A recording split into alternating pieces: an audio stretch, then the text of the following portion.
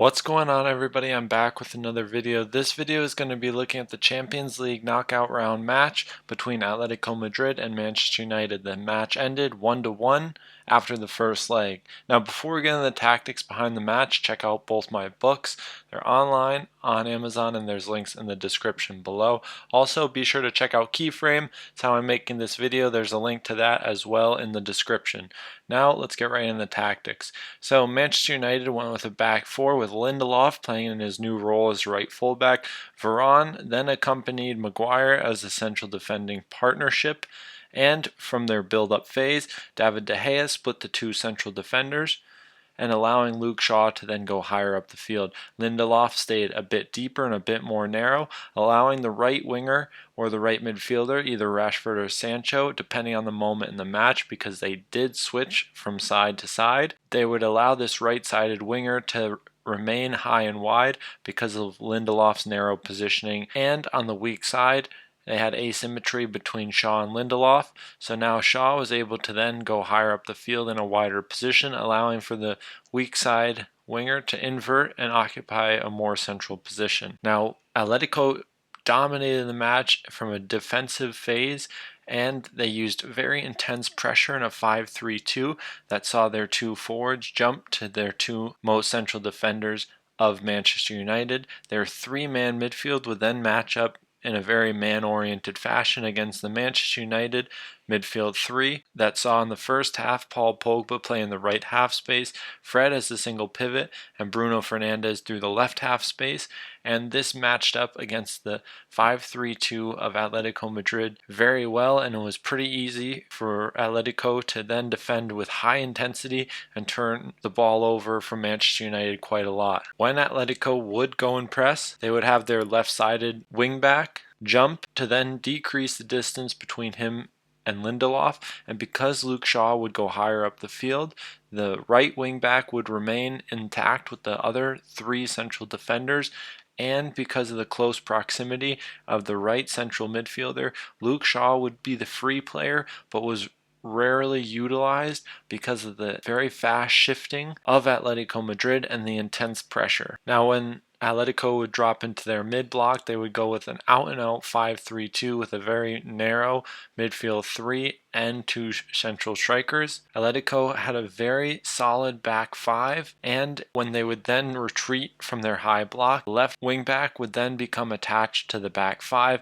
and remain home. But just like in the attacking phase, Atletico defend very narrow, and by doing this, they're able to isolate the ball to one side and cause a very vertical and match with a lot of transitions. So with Manchester United's 4-3-3 in possession of the ball, we now see the asymmetry that comes in their possession. Luke Shaw going higher and wider than Lindelof, seeing that the winger inverts and becomes in a more central position. Then Lindelof gets on the ball in a deeper area, allowing Marcus Rashford to then remain in a high and wide scenario. Then typically Ronaldo would be occupying one of the central defenders and increasing the team's height and stretching the defense in behind. In the second half, there were a few changes tactically, and before the substitutions were made, Bruno Fernandes started on the left and Paul Pogba then started on the right. And because in the first half Bruno Fernandes had such a tendency to come deeper to then get on the ball,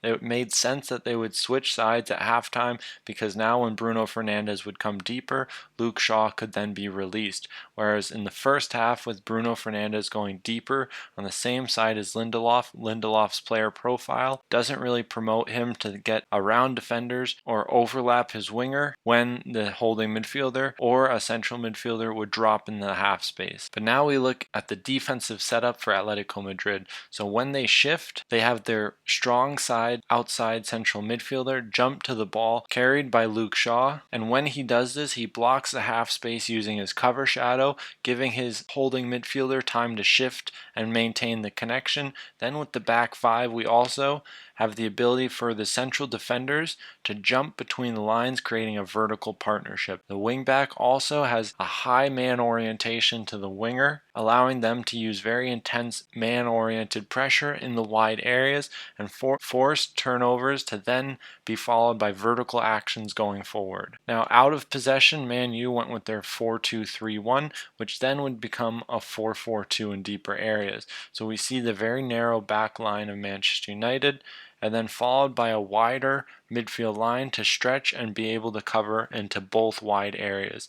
Because of the back three of Atletico Madrid, it allowed the wingbacks to use either side. But as we see here, they rarely switched and circulated the ball because they would deal with high amounts of overloads to one side.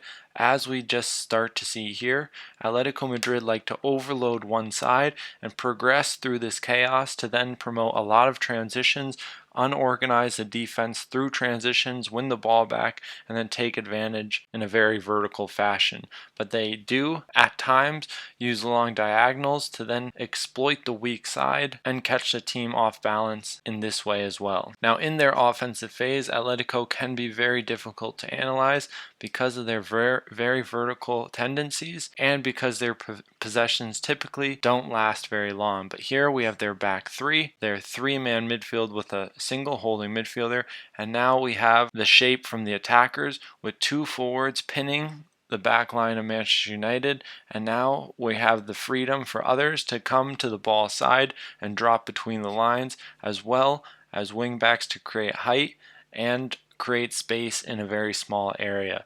Now we can see what this has done to Manchester United's defensive setup with Man U playing with a very narrow back four.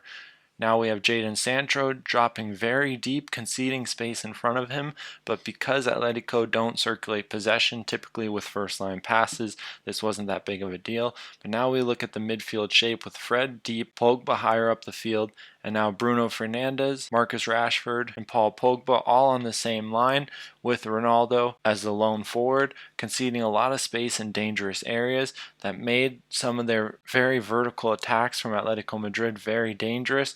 And despite getting most of their chances off transitions and set piece, when Atletico did have the ball and would go forward very quickly, Man U looked to struggle with the intensity at which they did so. Now, Atletico typically went direct from their kickoff, from their goal kicks and restarts, which saw a very narrow offensive shape with a high emphasis on winning the second balls.